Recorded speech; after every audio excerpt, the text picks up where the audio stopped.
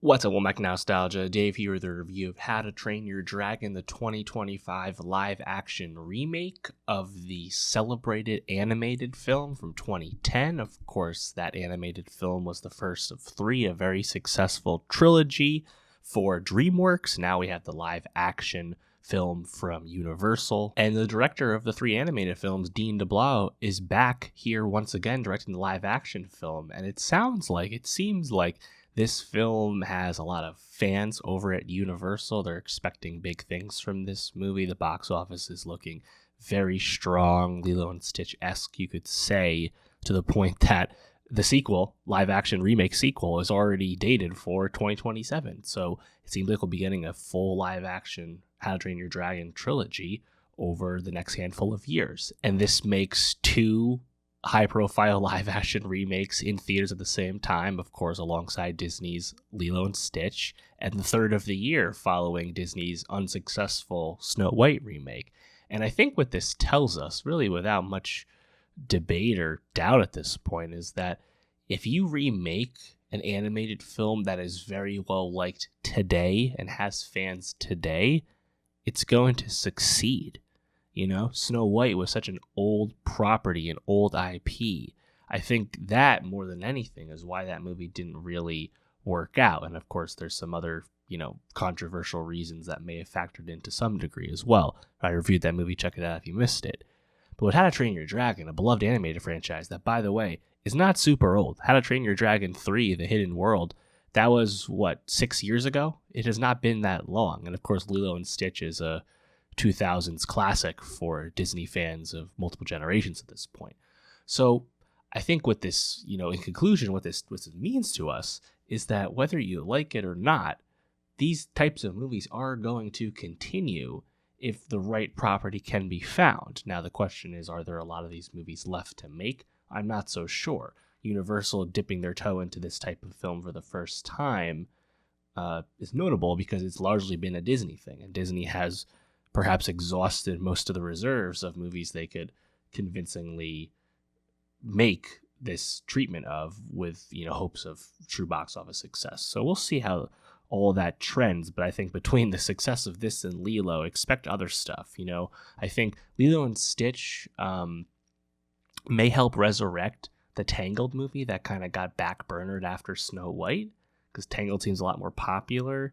I don't know. And of course, we know the Moana remake is coming out soon. So stay tuned on this type of thing. And of course, all this I think is relevant because people don't necessarily clamor for these movies when you look about like what people actually say about this kind of thing. But then you look at the receipts and the movies perform, and that's why they keep getting made. It is what it is. The live-action remake of How to Train Your Dragon is a exhaustingly faithful adaptation of the animated classic. This film does very little to change the original source material. And it begs the question of, if you're going to do something as creatively uninteresting as do a live-action remake of a successful film that still stands on its own, should you at least present a new type of spin or addition to the story? Or is it better to do what How to Train Your Dragon has done and literally remake the same movie again? I personally would prefer a bit of change. Ultimately, for what it is, How to Train Your Dragon works because it's not taking any risks at all. I think the live-action dragon soaring actually takes the movie to new heights, literally.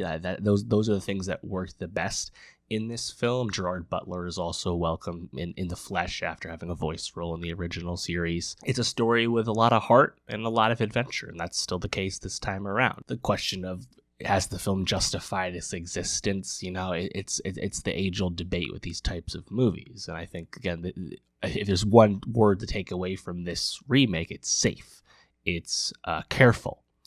And I think, based on the receipts, that most people won't be complaining too much. Even if creatively, if you're a film fan, it's not the most interesting proposition. In terms of, how it works, I think the animation is pretty good. I mean, Toothless the Dragon looks incredibly similar to the animated version. Very, very familiar, right? And for the most part, the humans and the CGI dragons, they work pretty well. I mean, obviously, it's heavily CGI, green screen type proposition, but I think the mix works. It isn't too glaring. And again, Gerard Butler, very nice as the chief, as the dad of Hiccup. He is gregarious in the best way in the role.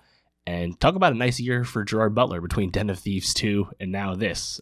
He's been crushing. Someone I thought was just so was Nico Parker as Astrid, the second most important character in the movie, a character that becomes more important in the sequels as well. Nico Parker, the daughter of Thottenway Newton, she was briefly in The Last of Us as Joel's daughter. I thought she had a lot of the physicality, but maybe struggled a little bit with some of the more emotive scenes. Just came across as a bit stiff. She's still pretty young, so I think there's room to grow in the role. But I didn't think she was necessarily the best. She was a little one note for me. The other characters, like the other young Vikings, they were fun and amusing. Good comic relief for what their roles entailed. But yeah, I mean, at the end of the day, it's How to Train Your Dragon. If you've seen the first one, then you know what to expect from this movie. But the flying around, the battle scenes, the set pieces, the even though I think the original flying montage where Hiccup and Toothless learn to have this partnership together, I do think all that is worth seeing. Like, I think that's the best stuff. And I'll be curious if they take more risks with the second movie now that they have this baked in success and have relaunched the IP, so to speak. We'll see. But yeah, I'm happy it's succeeding. Summer's been going pretty well overall at the box office.